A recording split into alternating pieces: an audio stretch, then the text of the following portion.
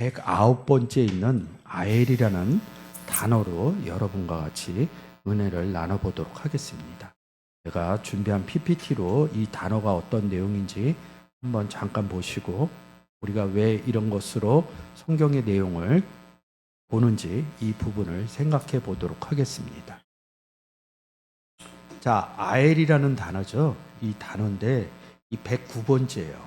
109번째 아엘. 그런 여기 공중, 여러분들이 이 단어 보시면 쓰여져 있는 구절을 보시면 잘 아실 거예요. 그래서 왜 우리가 이렇게 헬라어 기본 단어들을 보는지 그 기준을 이 스트롱이라는 학자가 만들어 놨습니다. 스트롱 코드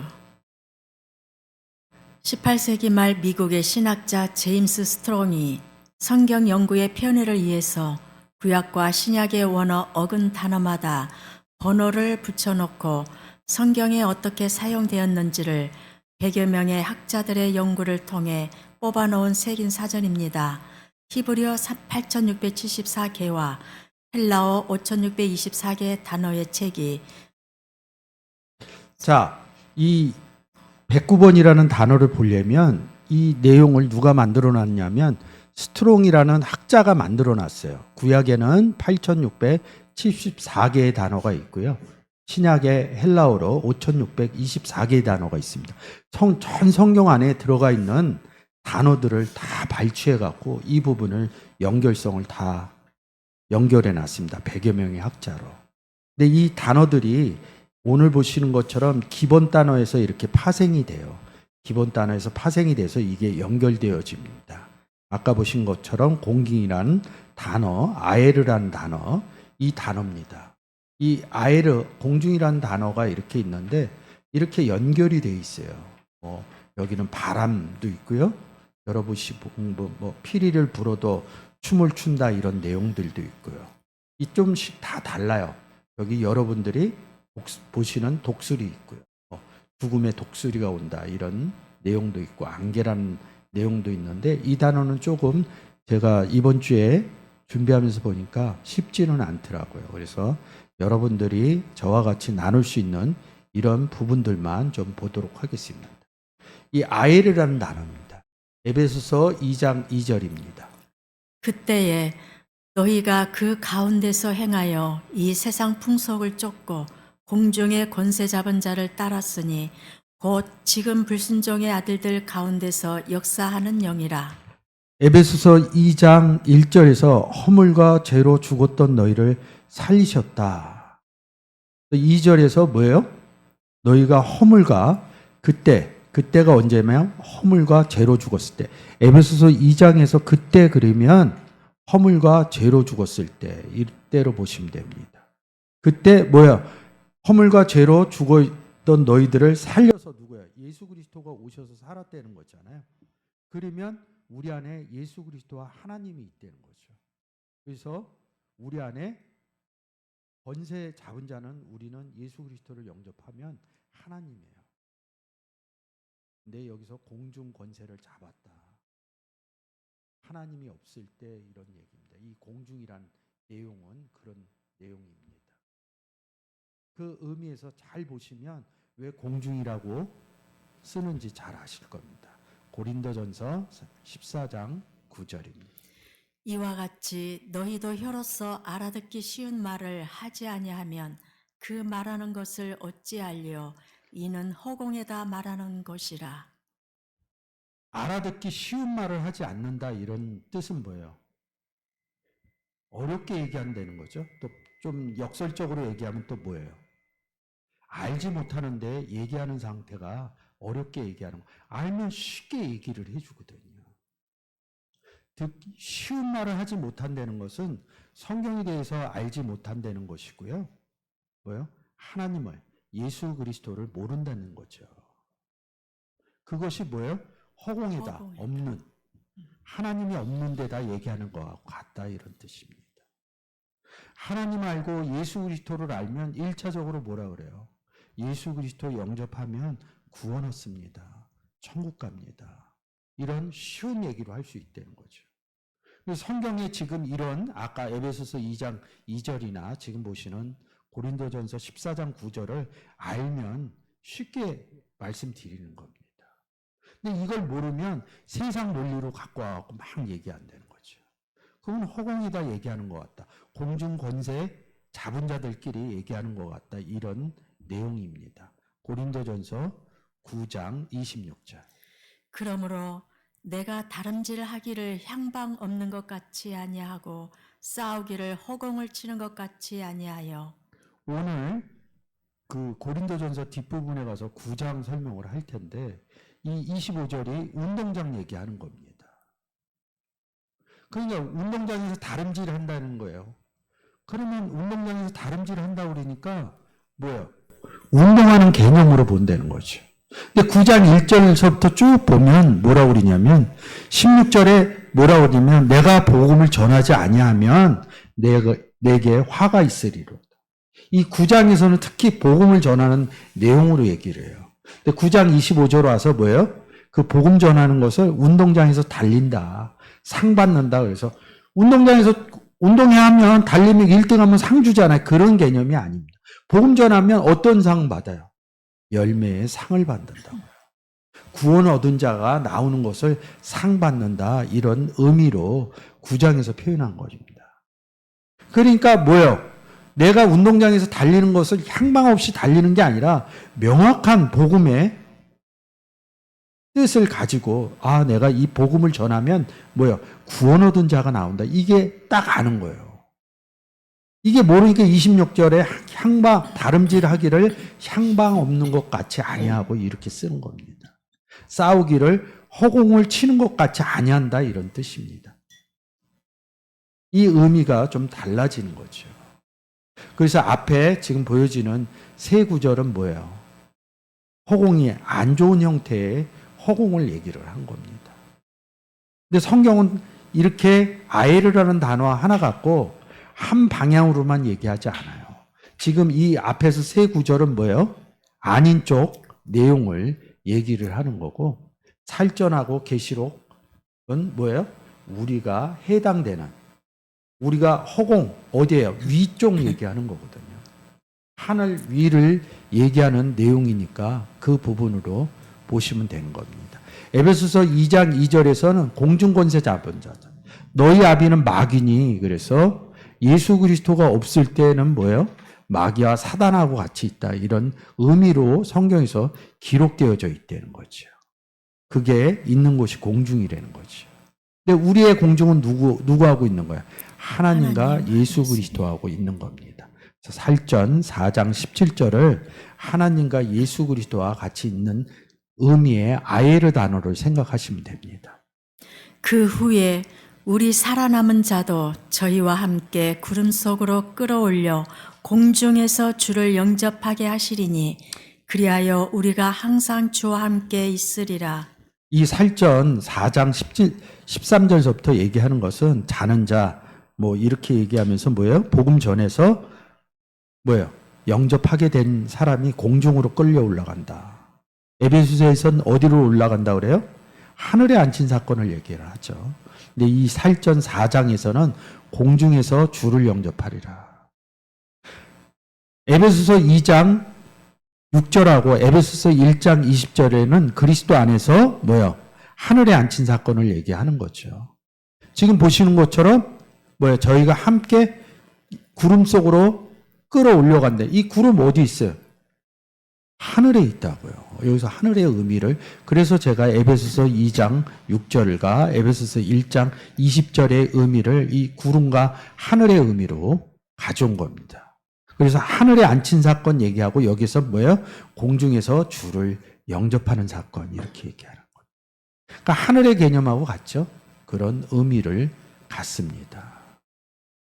그래서 이 살전에서 이게 공중이 구름하고 해서 하늘의 의미가 보여진다면 계시록 16장 17절도 하늘의 의미로 보여지게 되겠죠.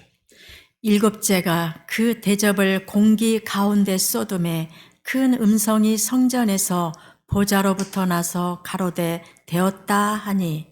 살전에서는 구름에서 제가 하늘로 공중으로 연결을 시켰습니다. 성전에서 뭐야? 백보좌죠? 이 보좌에 누가 앉아 있어요? 하나님이 앉아 계시죠? 그럼 하나님 계신 곳이 어디예요? 하늘이죠. 하늘에서 쏟는 얘기입니다. 하늘에서 소리가 나는 얘기입니다. 자, 아엘이라는 단어는 뭐예요?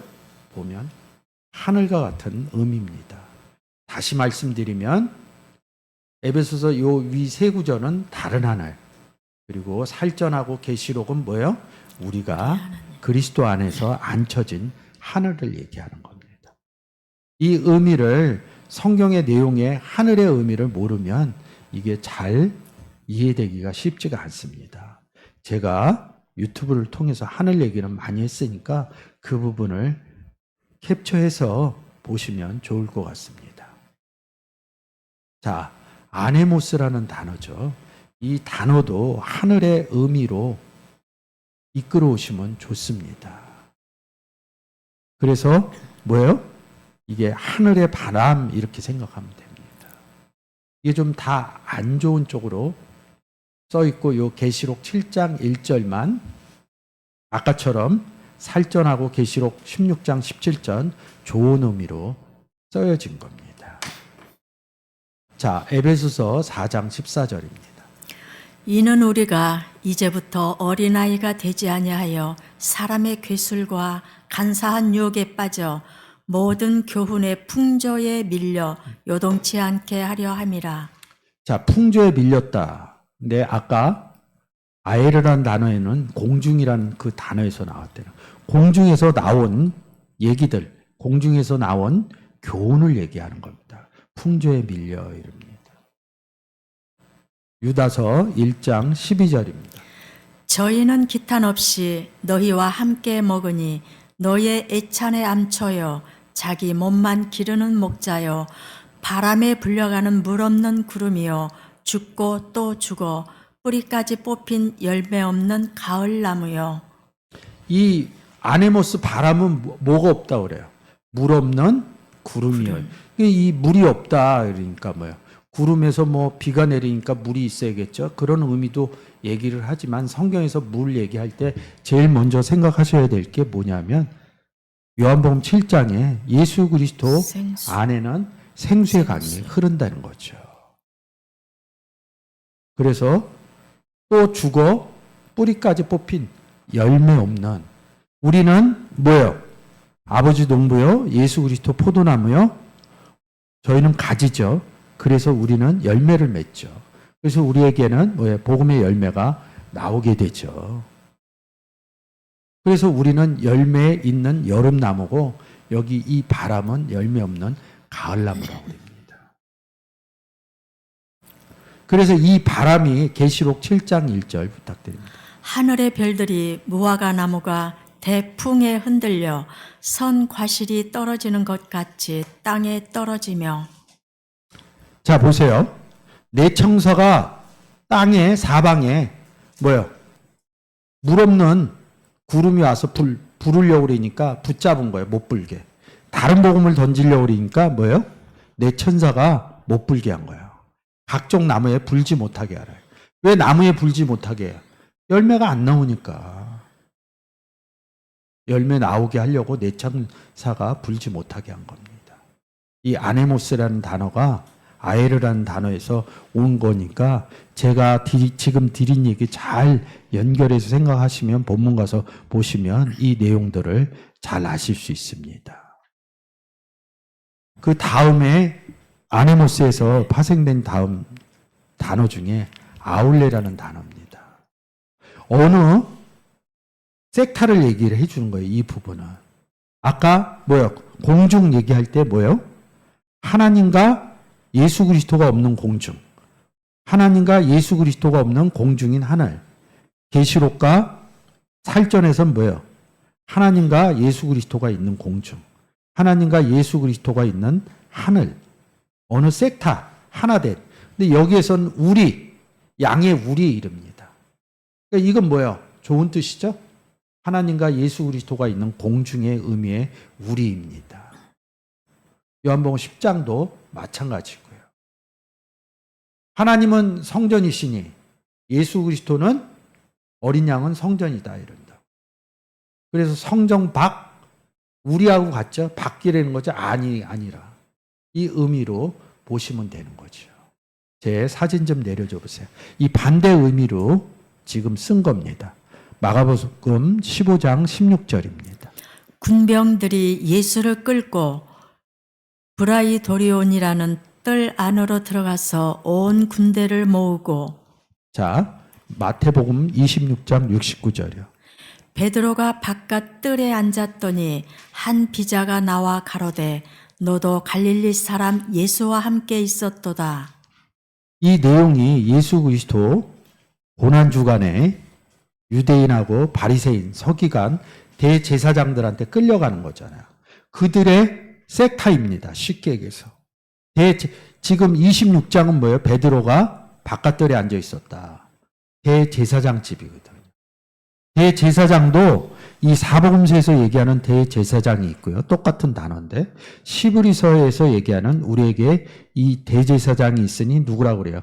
예수 그리스도라고 그러죠. 이 의미가 다 달라요. 쓰여지는 게. 그래서 제가 여기 반대의 의미.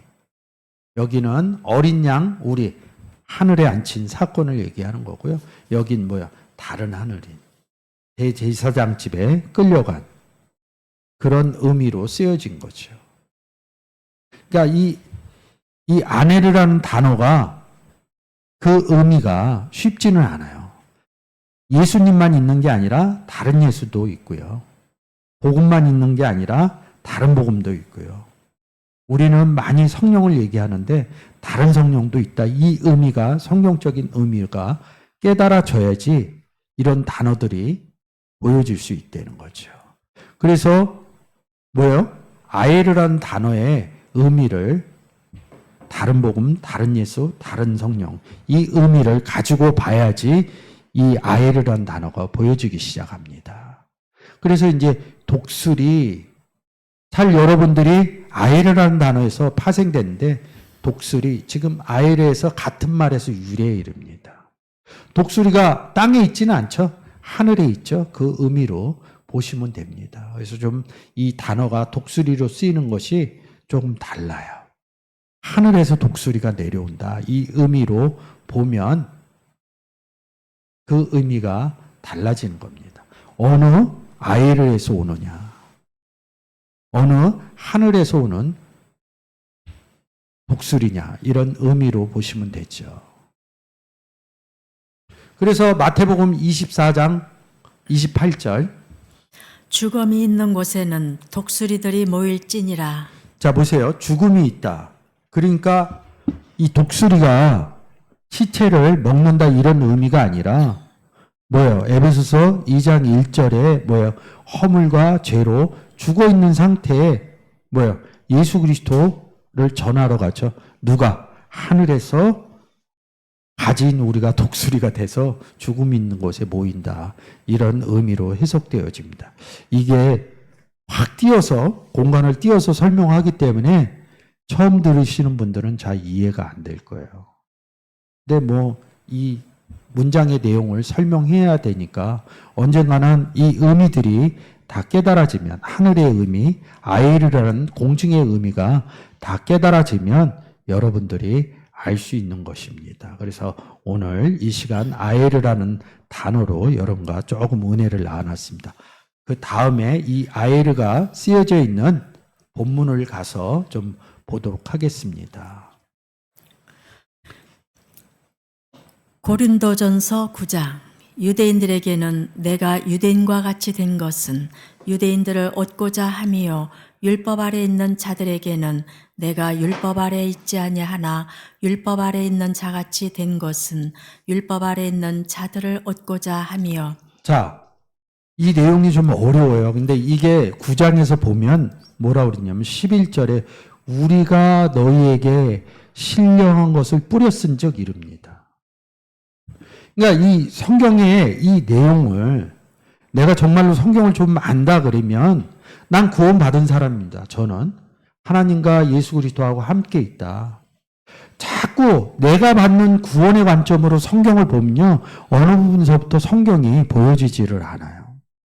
근데 내가 구원받았기 때문에 예수 그리스도와 같이 열두 제자와 같이 사도 바울과 같이 복음을 전한다 그러면 전하는 입장에서 이 성경을 보게 됩니다. 오늘 이 내용이 전하는 내용의 아주 극명한 내용 중에 하나입니다.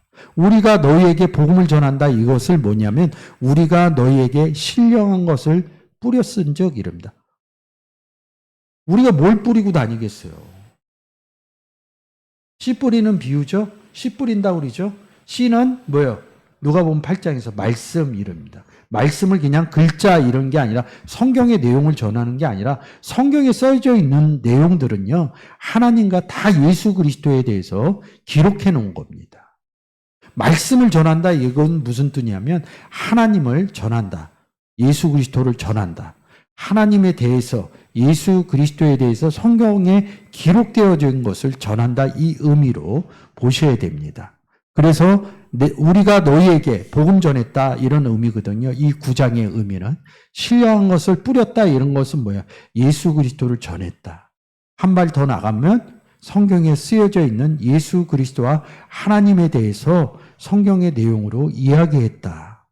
이게 뿌린 거라는 거죠. 이 의미에서 이 문장을 보여야 됩니다.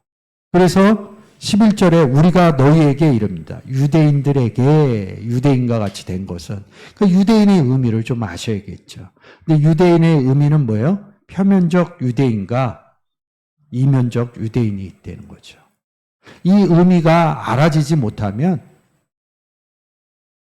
사도 바울 원래 유대인 아니에요?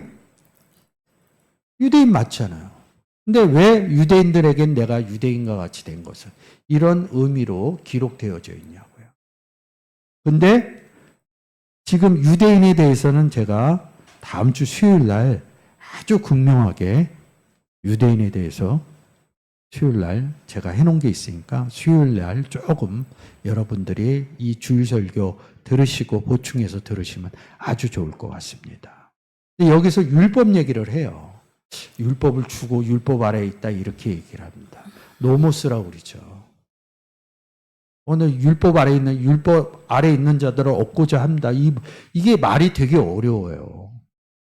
이 노모스가 뭔지. 그러면 우리가 구약에서 뭐야? 계명과 율법, 율례 이런 걸 막 따져서 갑니다.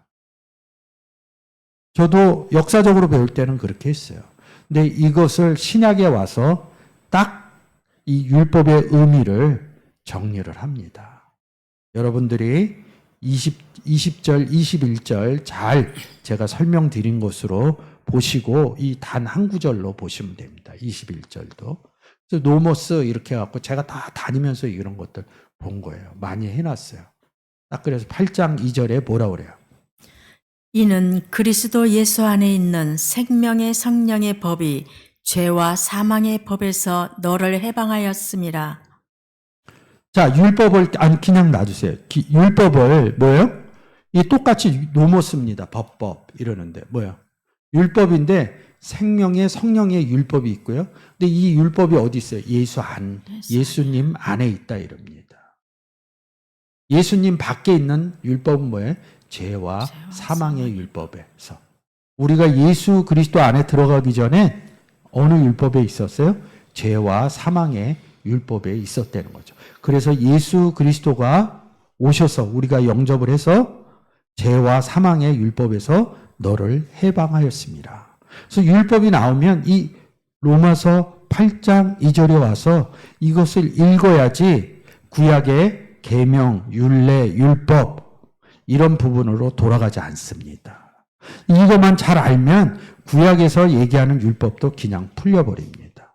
그래서 지금 우리가 20절을 봤죠. 20절, 21절 봤죠. 그래서 빨간색은 죄와 사망 율법이고요. 파란색은 생명의 성령의 율법입니다. 그래서 유대인들에게는 내가 유대인과 같이 된 것은 유대인들을 얻고자 하며 율법 아래에 있는 자들 뭐예요? 어느 율법? 빨간색이죠. 죄와 사망의 율법 아래에 있는 자들에게 내가 뭐예요? 사도 바울이 죄와 사망의 율법에 있지 아니하나 내가 율법 아래에 있는 자 된 것 같이는 생명의 성령의 율법 아래에 있는 자 같이 된 것은 뭐예요? 죄와 사망의 율법 아래에 있는 자들에게 이 9장이 뭐라고 그랬어요? 복음전. 신령한 거 뿌린다 그러자. 신령한 거 뭐야? 생명의 성령의 율법을 전해서 뭐야? 죄와 사망의 율법 아래에 있는 자들을 얻고자 합니다. 이런 의미로 20절에 써 있고요. 21절. 율법 없는 자에게는 어느 율법이 없는 자요? 생명의 성령의 율법이 없는 자에게는 내가 하나님께는 율법 없는 자가 아니요 내가 누구예요? 사도 바울이죠. 하나님께 뭐예요? 생명의 성령의 율법이 없는 자가 아니요. 도리어 그리스도의 율법 아래 있는 자가 어느 율법? 생명의 성령의 율법에 아래 있는 자나 율법 없는 자같이 된 것은 어느 율법 없는 자같이 된 것은요. 죄와 사망의 율법에 없는 자와 같이 된 것은 율법 없는 자들을 얻고자 함이라. 생명의 성령의 율법이 없는 자들을 얻고자 합니다. 이 의미로 받아들이셔야지 이 의미가 해석되어진다는 거죠. 그래서 이 법을 율법 이렇게 해갖고 또 뭐예요? 죄와 사망의 율법이죠. 이 의미로 해서 제가 한 번 더 보겠습니다. 로마서 7장 1절서부터 3절까지. 여러분들이 보실 때 이 법 읽을 때마다 빨간색으로 돼 있죠. 죄와 사망의 율법으로 보시면 됩니다. 형제들아, 내가 법 아는 자들에게 말하노니 너희는 율법이 사람의 살 동안만 그를 주관하는 줄 알지 못하느냐. 남편 있는 여인이 그 남편 생전에는 법으로 그에게 매인 바 되나 만일 그 남편이 죽으면 남편의 법에서 벗어났느니라. 그러므로 만일 그 남편 생전에 다른 남자에게 가면 음부라 이르되 남편이 죽으면 그 법에서 자유케 되나니 다른 남자에게 갈지라도 음부가 되지 아니하느니라. 자, 보세요. 요거를 제가 잘못 칠했네요. 이게 파란색이고요. 여기가 빨간색입니다. 다시 해서 올려놓을게요. 자, 이렇게 해서 법 이러면서 남편 얘기하면서 남편을 법으로 얘기합니다. 여기서 뭐야? 남편이 죽으면 그 법에서 죄와 사망의 율법에서 자유케 되느니 다른 남자에게 갈지라도. 근데 여기서 남편 아내르라는 단어를 쓰거든요. 근데 여기도 아내를 해요. 영어는 똑같이 썼습니다. 근데 아내르, 남편, 다른 남편한테 간다.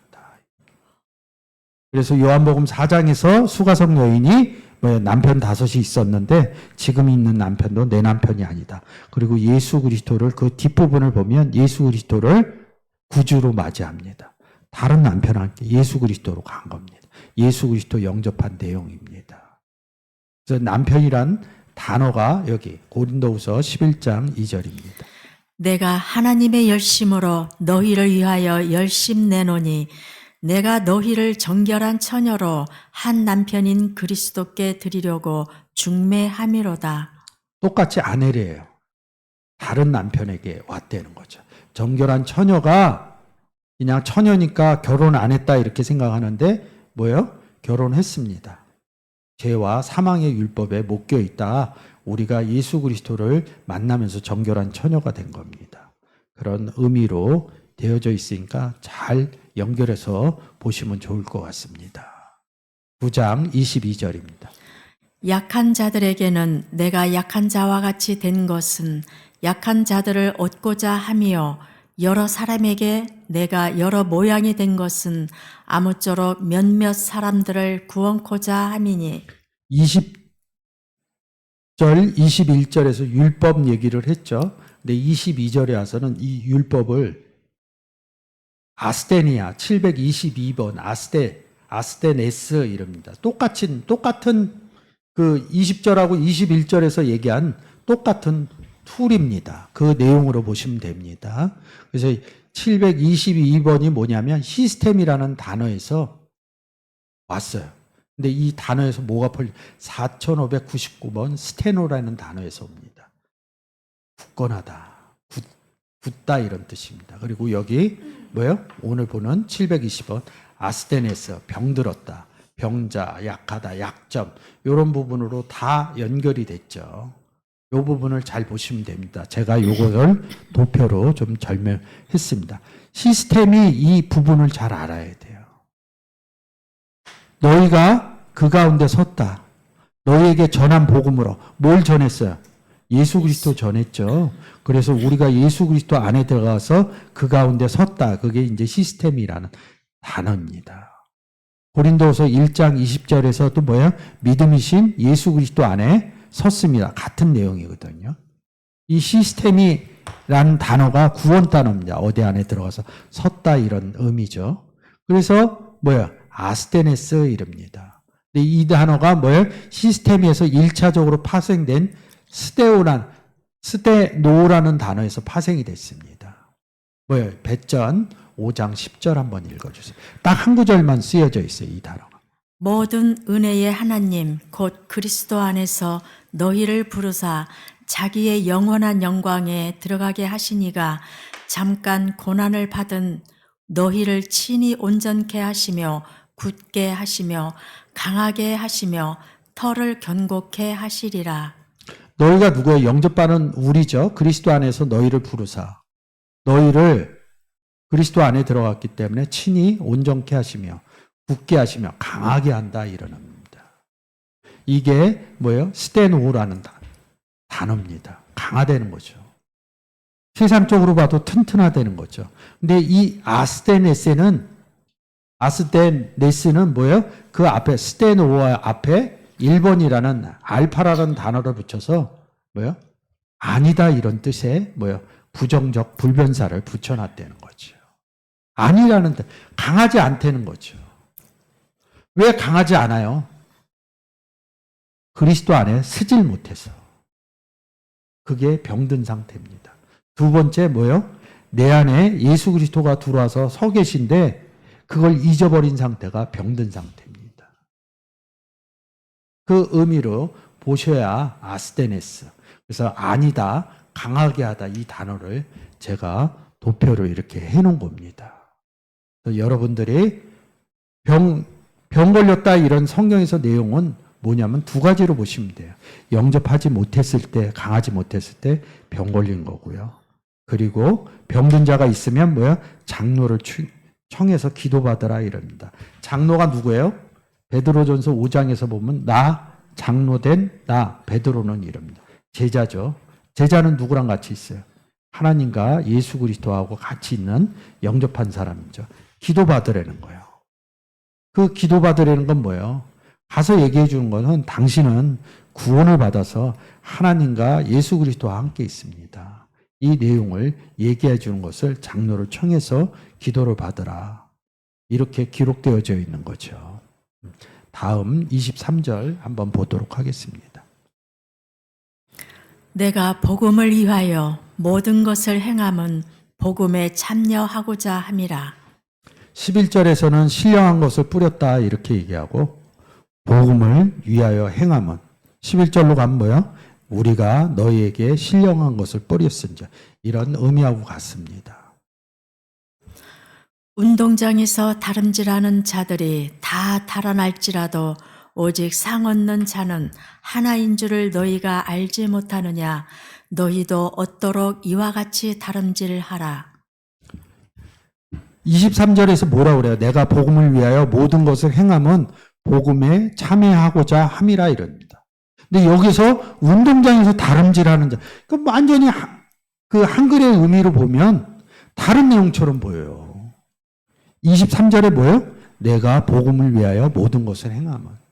모든 것을 어떻게 행했어요? 운동장에서 프레코했다. 스타디온 이럽니다. 그럼 왜 달려가냐고요? 1등하면 상 주죠? 메달 주고? 그런 의미가 아니라고요. 그래서 스타디온이라는 단어가 아까 우리가 본 것처럼 시스템이 우리 안에 서 있는, 우리가 그리스도 안에 들어가서 서 있는, 믿음 안에 서 있는 이런 의미죠. 그렇기 때문에 운동장에서 달려지는 겁니다. 이게 스타디온 이 단어가 많이 쓰여져 있어요. 그래서 시스템이 제가 아까 말씀대로 이렇게 한 겁니다. 그러니까 운동장이 뭐예요? 복음을 전하는 곳이라고 보면 됩니다. 복음을 전하는 곳으로 보시면 됩니다. 그래서 지금 사복음서에서 스타디온 몇 리 간다. 아니 그러니까 10여리를 왜 갔냐고요. 예루살렘에서 25, 엠마오라는 촌에 가서 누구 만나냐고요. 제자들 만난다고요. 이 뭐 바다 얘기는 되게 어려워요. 왜 이렇게 가냐고요. 운동자. 복음 전하려고요. 이 의미로 보시면 됩니다. 근데 이 스타디온 할 때 막 굉장히 많이, 여기에서 다 풀어요. 25일이 뭐 숫자로. 왜 갔나를 생각을 못 합니다. 그렇게 어려운 단어는 아닙니다. 그러니까 여러분들이 그런 의미로 잘 보셔야 됩니다. 25절이죠.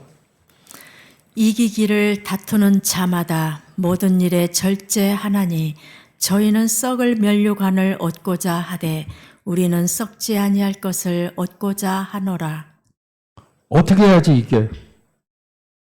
24절에 다름질해서 이기는 상황을 얘기하는 겁니다. 어디에서? 운동장에서. 복음을 전해요. 그렇죠. 복음 전이 얘기한다는 거예요. 그래서 PPT로 좀 올려주세요.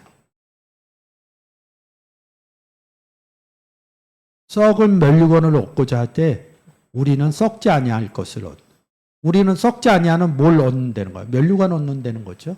그 의미를 잘 보셔야죠. 이 면류관이라는 단어가 스테파노스 이럽니다. 면류관. 스테반 집사가 여기서 나옵니다. 그래서 스테파노스 이럽니다. 이거는 딱 한 구절로 보면 돼요. 지금 뭐예요? 썩은 면류관 얘기하고 썩지 아니하는 것을 썩지 아니하는 면류관을 얻는다. 근데 뭐예요? 23절에 내가 복음을 위하여 모든 것을 행하면 운동장에서 다름질하는 상 받는 얘기. 다 복음 전하는 얘기죠. 25절도 뭐예요? 복음 전하는 얘기예요. 복음 전하면 뭐예요? 복음 받은 사람이 나오는 거죠. 우리가 너희가 나오는 거죠. 구원받은 너희가 나오는 거죠. 그 내용이 살전 2장 19절입니다. 우리의 소망이나 기쁨이나 자랑의 면류관이 무엇이냐?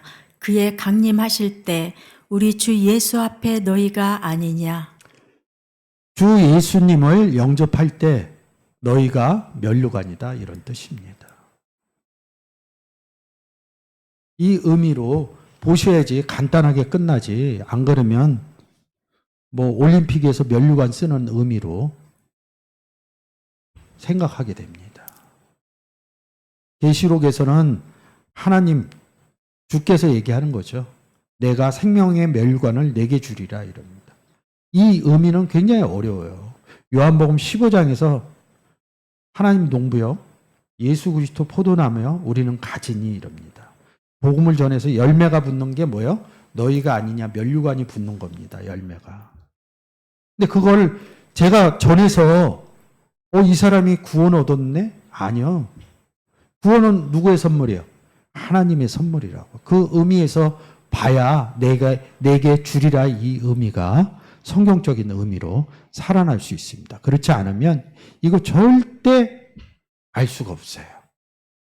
여러분들이 면류관의 의미를 잘 보셨으면 좋겠습니다. 자, 26절입니다. 그러므로 내가 다름질하기를 향방 없는 것 같이 아니하고 싸우기를 허공을 치는 것 같이 아니하여. 아이르란 단어죠. 그래서 이 아이르란 단어로 공중권세 잡은 자, 허공에다 말하는 것, 허공 단어, 아이르란 단어로 해갖고 제가 쭉 해놨으니까 보시면 될 것 같습니다. 내가 내 몸을 쳐 복종하게 함은 내가 남에게 전파한 후에 자기가 도리어 버림이 될까 두려워함이로라.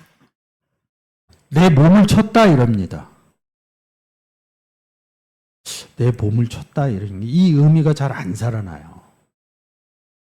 이 단어가 몸을 쳤다는 단어가 휘포피아조라는 단어입니다.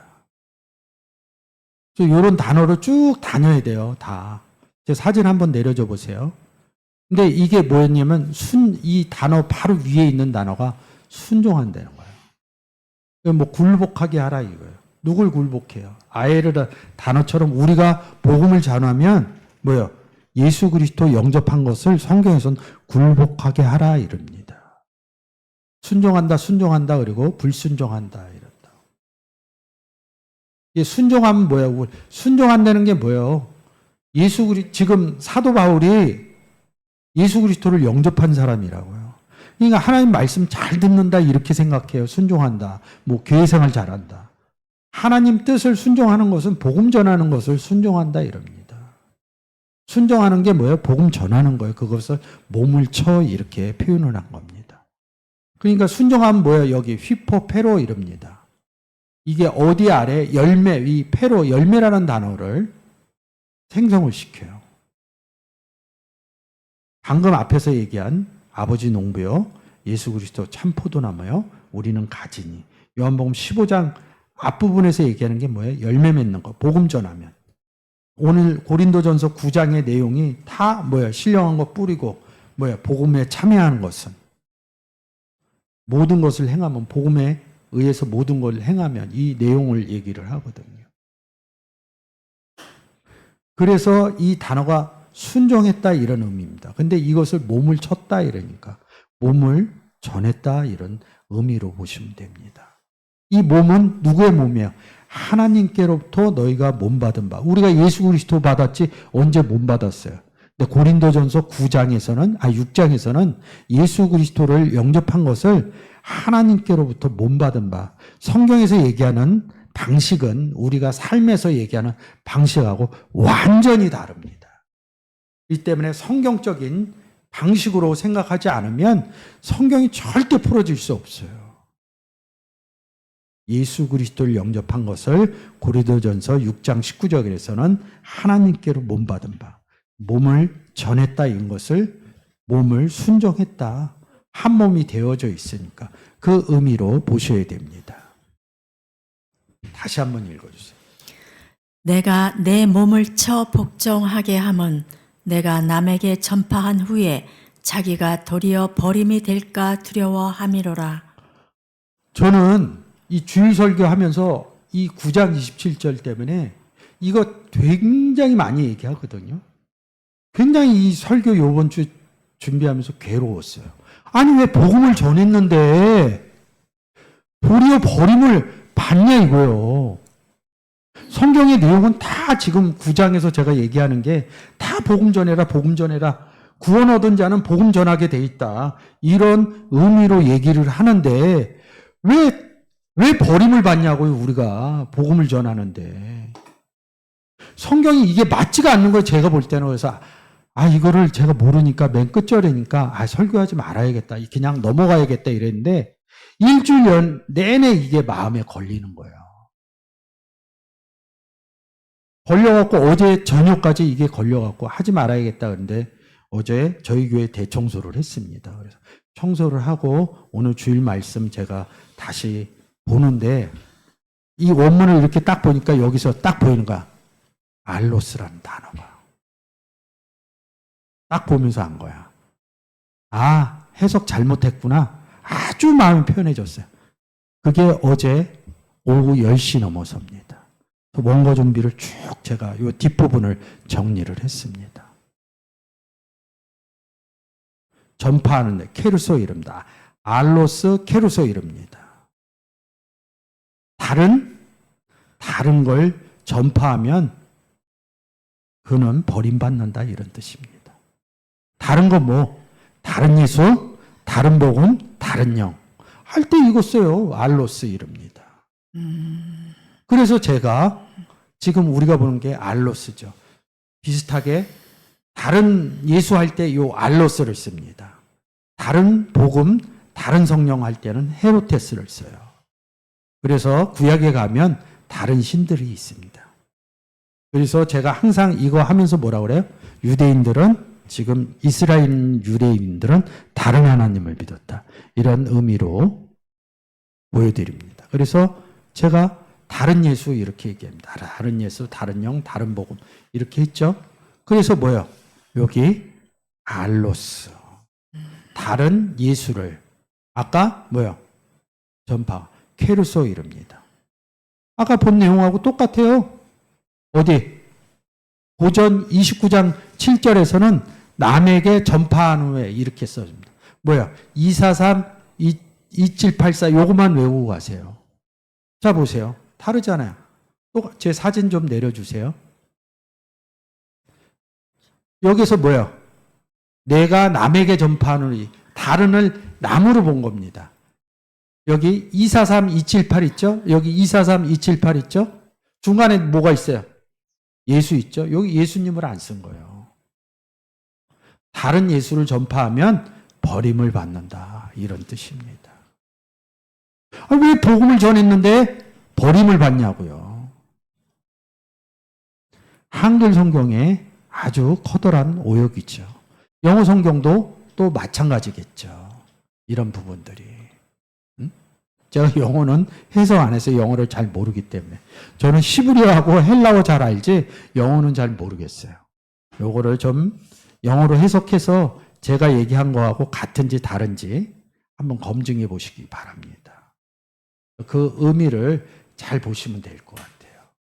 다른 복음을 전파하면 버림받는다 이런 뜻입니다. 당연히 다른 복음 전하면 버림받죠. 근데 뭐요? 내가 복음을 위해서 행하면 뭐요?